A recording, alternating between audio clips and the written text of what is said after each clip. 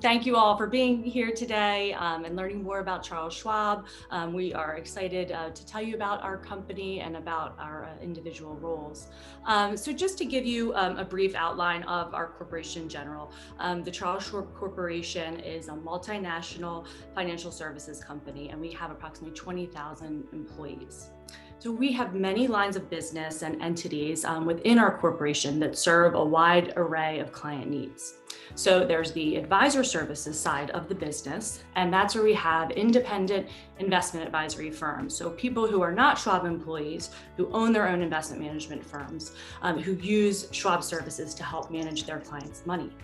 Then we have the investor services side of our business, where Schwab assists individual investors with managing their money. So anyone can walk into their branch, talk to a financial consultant, and open accounts about investing and talk to them about investing their money.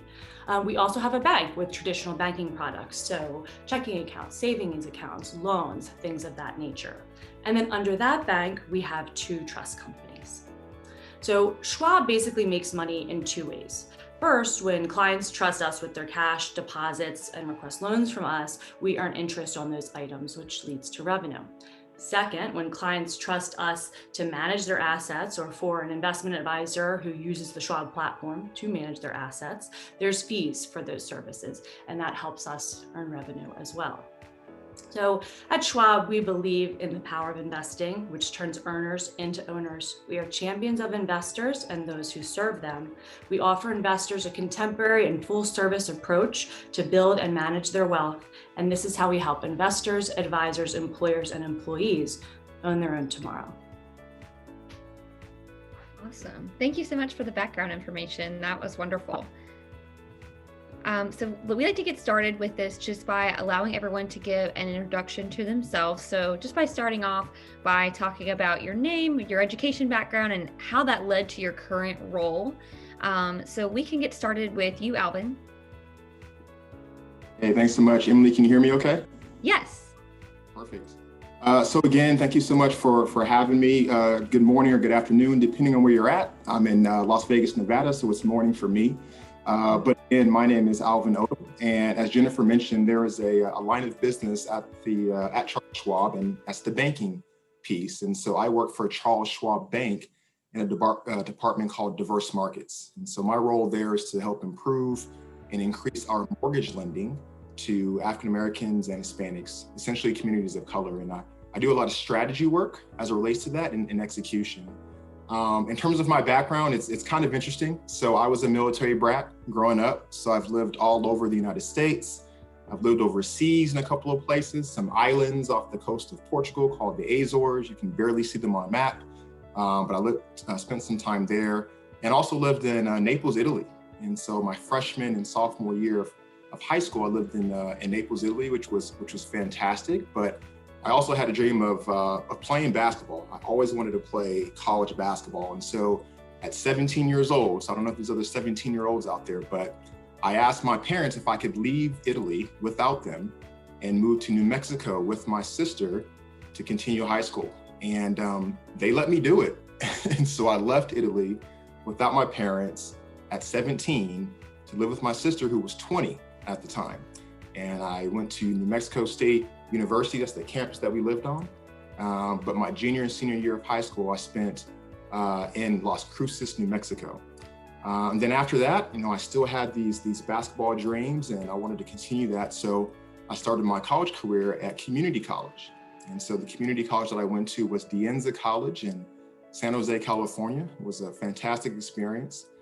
Then after that, I wanted to move on, still play basketball, but there was another passion that I had, and that was to round out my diverse experience. And so in order to do that, I know that I needed to attend an HBCU. And so made the choice to attend Florida A&M University.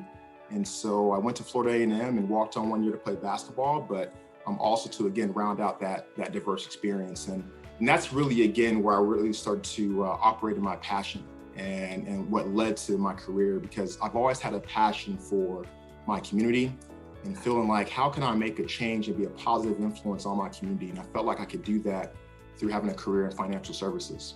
And so at FAMU, There were a number of things that we did in the business school, and including getting internships and things like that. And so once I graduated FAM, I started my career at Bank of America. And I spent 12 years at Bank of America in finance. And again, that's kind of what led me to what I do today in diverse markets. After Bank of America, I've been now at Schwab for about 3 years, and that's the role that I have now in diverse markets, continuing to help my community.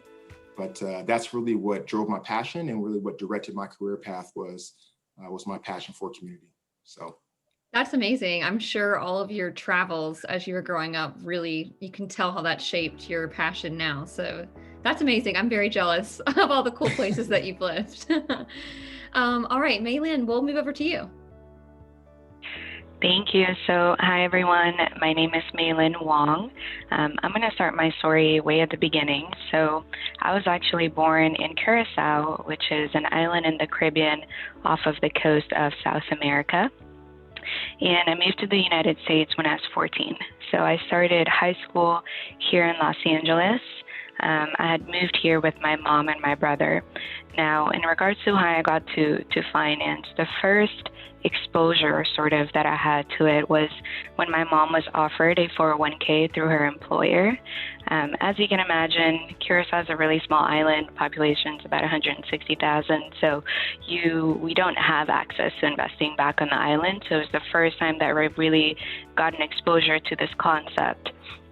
So I remember my mom asking me questions and my brother about this 401k. We didn't know what it was at the time. I wish we did.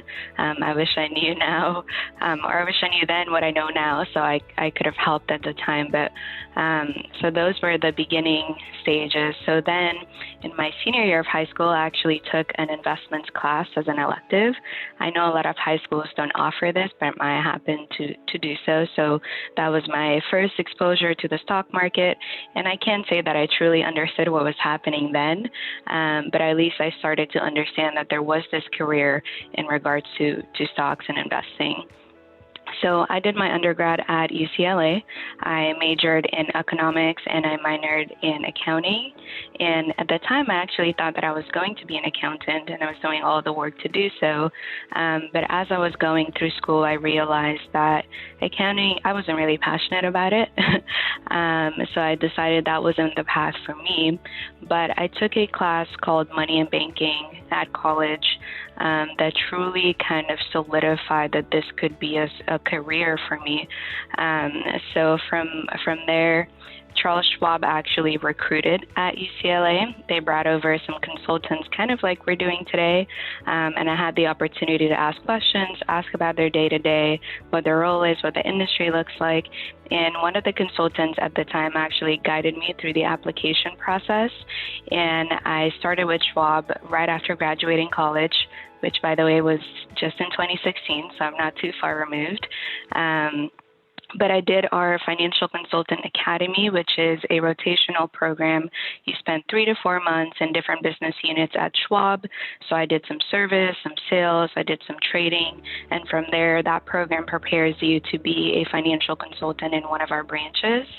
So I moved to Austin, Texas for the Financial Consultant Academy. From there, I moved back to California, and I lived in Upland for about a year when I was an associate financial consultant. And then I got promoted, and now I am in Santa Monica, California as a financial consultant. So that's the background as to how I got here, but look forward to answering questions about the role. That's awesome. That's so cool that you were exposed so early. I know I didn't have the opportunity to take a class like that in high school, and I used to be a teacher, and I feel like we need to teach students financial savviness sooner. So I agree. All right, Jennifer, would you like to share a little bit about your background? Yes, so hi again, I'm Jennifer Kuva. I'm a senior team manager and senior trust officer at the Charles Schwab Trust Company of Delaware. So I was born and raised in Delaware. I went to University of Delaware for undergrad, and I majored in something completely different than what I do today. I majored in art history and communications. And so I don't think I took one finance or business class during the time that I was in college. I kind of wish that I did, and I think that all people could be served well, regardless of what your path is, to take a business class. But I did not. I wanted to go to law school after college, so I decided to work in a law firm after I graduated, and I worked as a paralegal. And I was in the trust and estates department, and that was just by chance. I didn't necessarily pick that route. After working there for a few years, I decided I did not want to go to law school and be a lawyer. And so I asked the attorney that I worked for at the time, what do I do with this experience? I've had, I think it was around 3 years under my belt at the time. I knew a good bit about trusts and estates, but didn't want to go the law school route. So what do I do? He said, well, you could be in the trust administration field, which Delaware is a really great place to be in that line of work because of our advantage jurisdiction. And so it just so happened at the time I made the inquiry that Charles Schwab was opening and starting the trust company in Delaware. So it was the very end of 2007. And so he made a reference to a referral to the president of Charles Schwab Trust Company of Delaware. I interviewed, I got the position, and I was there as the third employee when we opened our doors before we had any accounts. And so even though it was a very large corporation, we were very much a startup here, kind of alone on an island in Delaware. So it's been really great to see us grow and be where we are today. So at that time, when I started working, I was at an entry-level position. There was only a few of us, but I would have been the most entry-level, the most junior person there. But regardless of what position you were in, since it was a startup, we all had to roll up our sleeves. And so, you had more substantive parts of your role, but you also had, tasks like ordering supplies, making sure the copier was filled with paper, answering the door, all those kinds of things that you had to contribute and do. And so it was a great learning experience for me, and I've worked my way up through the ranks as I've worked for Schwab through these years. And then I went on to get my master's in tax and financial planning from Widener University in Chester, Pennsylvania. And so that master's degree was certainly more centered on what I do today, because we have there's a lot of tax implications to what we do. So it was a good opportunity for me to really increase my level of expertise in my field. That's awesome. We've had so many different presenters throughout this week that have talked about having maybe like a career change or changing their mind in college or in graduate school, and that opening actually more doors for them. So really interesting that you did the same. This next question is for all of you. So we'll follow the same order as we did for the introductions. What is a typical day like in your role? Maybe just share what you did yesterday. Yeah, so I guess I'll kick us off. It's so interesting. So yesterday, there was some community service that I was doing yesterday. I actually spoke on a panel related to systemic racism here in Las Vegas. And sometimes those types of opportunities kind of come up for me because of the work that I do in diverse markets. And so that is what I did yesterday, is speak on a panel, and then also the day before, moderate a panel. And so there's that to my role.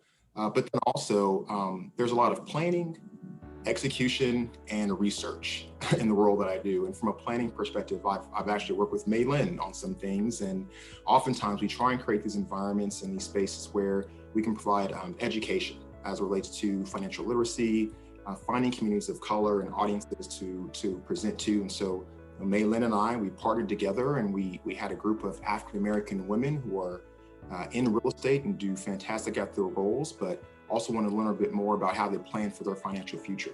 And so there's planning that goes into that, there's execution that goes into that, and really there's partnership as well. So oftentimes that's how I spend my days. And I just try and put maybe 3 things on my sticky note to say, these are the 3 things that I want to accomplish today, and just try and hit the ground running. Awesome. All right, Mei Lin, we'll move to you.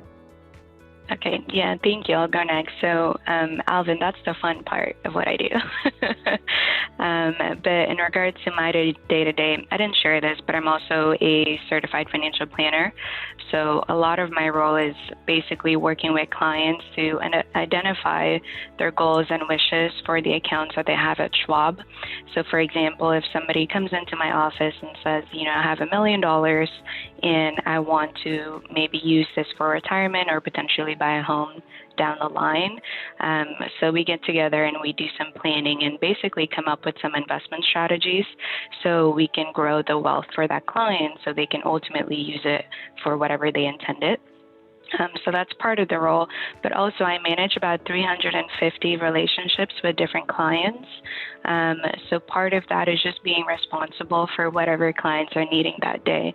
So when I came in this morning, I looked into my email and I sort of flagged everything that needs to be handled before the market closes, which is 1 o'clock our time, and then basically created some other tasks that I have to take care of later.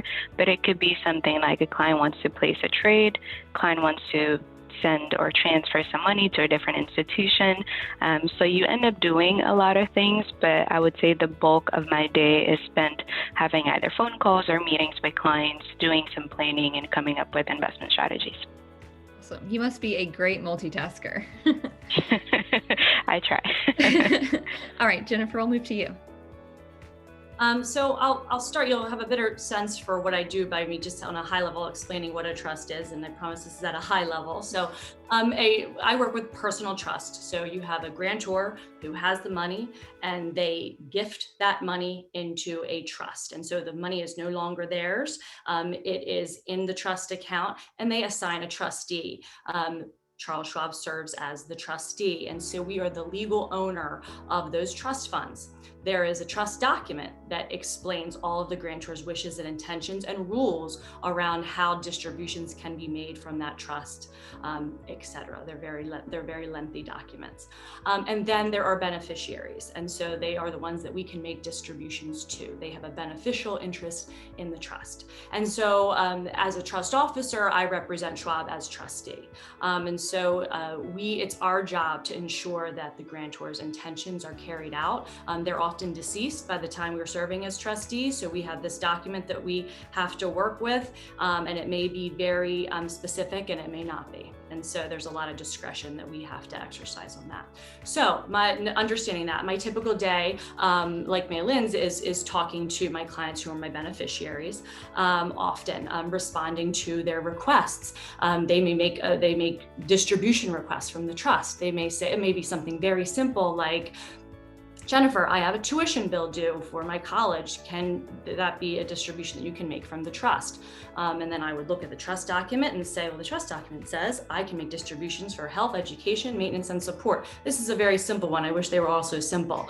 And there's a number of other factors that we have to consider, tax ramifications, things of that nature. But at a high level, we review the trust document to see if a distribution is allowable. And then we need to process that distribution. There's internal processes involved. We have a committee that makes these decisions. The internal documentation is less of the fun part that all has to happen. So oftentimes those, the requests from beneficiaries are very difficult. Oftentimes we have to say no to that request, but that's a lot of what we do. We also do a lot of planning with clients, other professionals in there, like their attorneys, their accountants, things like that, to develop strategies and estate planning strategies for what they want to do or talk through a complicated distribution. So again, a lot of that interaction. It used to be a lot of face-to-face pre-COVID times. Now it's over video, but over the phone and over email. And so one thing we have to be conscious of is timelines with distributing cash from trusts. So we have cutoff times. For instance, let's say a check needs to be cut from a trust. I'll use the tuition example again. We get college students who send us their bills at the last minute and say, I need this tuition check to go to my school by tomorrow or else they're going to drop my classes.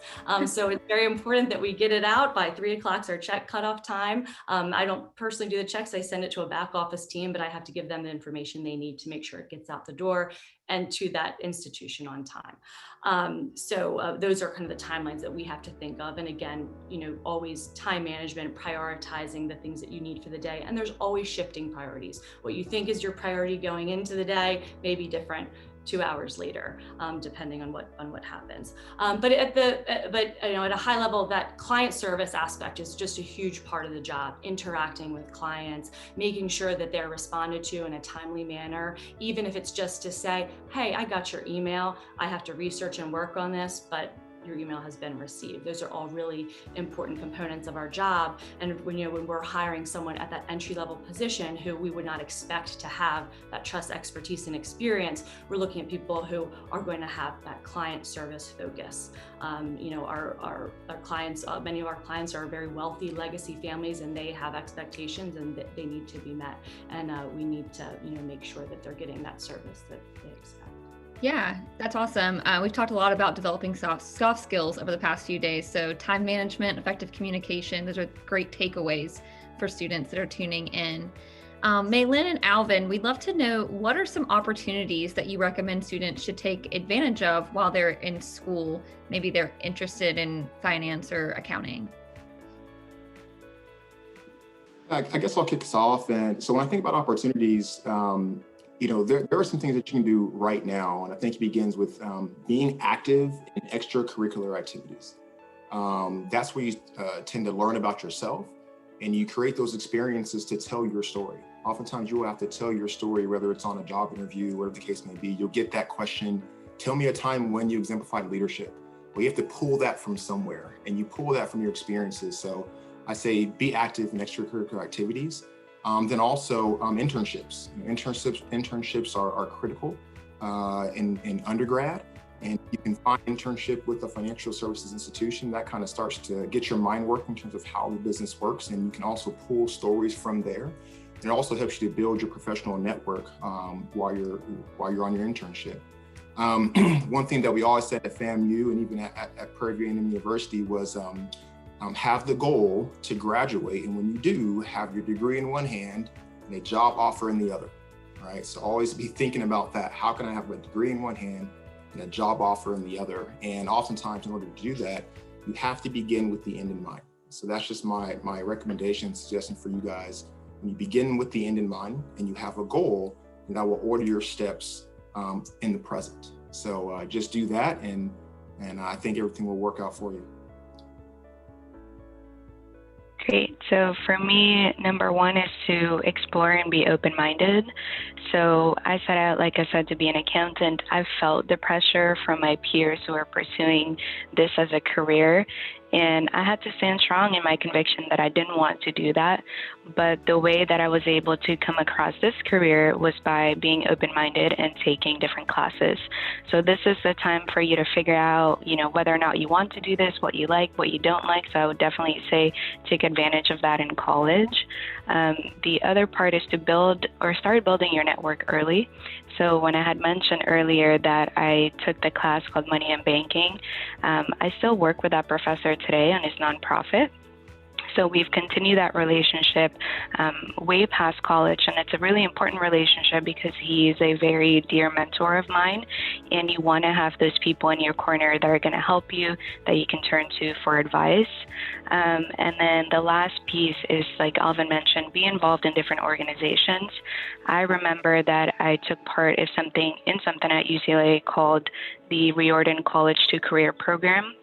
What it was basically a 1-week intensive where we got to spend time at our business school, Anderson School of Management, and they had different speakers come in to talk about different things. But that 1 week in my 4-year college career completely changed my perspective about school, about my career, and what do I intend to do in the future. So definitely just explore and be open-minded, build your network, and be involved in organizations. Awesome. That's wonderful advice. All right. Our last question before we move over to the Q&A. I see we do have questions coming in from students. Jennifer, what are some opportunities that Charles Schwab offers exclusive to Delaware students? Yes, so my field of trust administration is a great opportunity for people in Delaware. So there are about 14 trust advantage jurisdictions, give or take, but Delaware started it. Our courts, our rules are what started, or what, in law school, where you'll see all of the Court of Chancery in Delaware made the rules that made Delaware a favorable jurisdiction. So what I mean by there's lots of jobs in trust administration in Delaware, and there's also a trust management minor now offered at the University of Delaware. And along the lines of what Maylin was saying about making sure you build your network early, there's a great opportunity to do that through that minor at the University of Delaware, because business professionals in trust administration, myself included, and colleagues from all different companies in Delaware work with that program as guest speakers, as judges, providing internships. So these students in their junior and senior year of college are building their network early, and we look to that program to hire in this field because we know that those students are going to have more experience than any others in trust administration. And so again, this isn't just Schwab related, but many companies. So Delaware has the majority of the nation's trust companies are housed in the state of Delaware. So likewise, I have to be very conscientious of that with my employees and make sure they're well taken care of, because it is a competitive market for sure. There's jobs out there, and it's not just what I do in the trust company, but operational roles, back office roles, investment roles, tax roles. There's a multitude of roles within that trust sphere, and there's a great deal of opportunity here in Delaware. So it's something to think about. Wonderful. All right, some Q&A questions we have coming in, and one of them I'm going to ask for myself, just because I know we've had this asked throughout the session from various presenters that attended HBCUs. Alvin, we'd love to hear your experience about going to an HBCU. We actually had Delaware State present the other day, but I know it's something our students are very interested in. Absolutely. So my experience at HBCU was the experience that changed my life. Oftentimes growing up, I didn't see my peers and folks that looked like me who are aspiring to do wonderful things, amazing things, and again, their aspirations far outweighed mine. And so when I saw that, it just inspired me and it changed my competitiveness. I said before, I was so focused on basketball that I shifted from a competitiveness on the court to a competitiveness in business. And that probably wouldn't have happened if I didn't see my peers who are doing amazing things like that. And also from an HBCU perspective, I want to add this and just want to tack on to what Jennifer said in terms of opportunities. Schwab just announced a $3.5 million endowment for scholarships for Black students who are majoring in financial planning. And so I'm going to put the link into the chat right there so you guys stay abreast of when that program rolls out. Great opportunity to potentially earn a scholarship for majoring in financial planning. So. Awesome. Thank you so much for sharing that. One question we got from a student is, what is your favorite part about working at Charles Schwab? And I think that's going to be our last question, if all of you could answer. I'll go first. So my favorite part is actually doing the deep dive discovery meeting with clients. That's when the client first comes in and is introduced to Schwab, but we don't know anything about them. And we get to ask questions about, what they've done, what planning they've done thus far, about their family. So it's really just about the relationship building for me. I'll go next. So actually, I have a very similar answer to Maylin. I love meeting with clients. I love that client interaction, particularly that face-to-face client interaction, meeting with clients, getting to know their families. We have large family relationships, and we get to know so much about that family. I love building the relationship as well, and feeling like I'm helping and working closely with all them. So not being able to meet in person is a little difficult right now. But another thing that I love about Schwab is the culture. It's a large company. We have a small office here, a smaller office in Delaware. There's some offices that are very large, but the Schwab really has a great culture. They foster professional development for their employees. They provide a lot of investment into our financial futures. We have a great deal of financial benefits being an employee of Schwab, and I really feel like there is a true commitment to my financial future, to working with there, and as well as my professional development. Awesome, thank you. Yeah, I'm on the same wavelength. So Schwab's commitment to service is the best thing that I love. They provide some great resources, educational resources that I can pull from expertise and experts like Maylin, like Jennifer, that we can all come together and provide those resources and expertise to the community to help make their financial life better. So I love the fact that Schwab provides a platform and a space for me to help facilitate that for the community. That's amazing. I've learned so much from you three today. So thank you so much, Jennifer, Alvin, and Maylin, for joining us from the Charles Schwab team.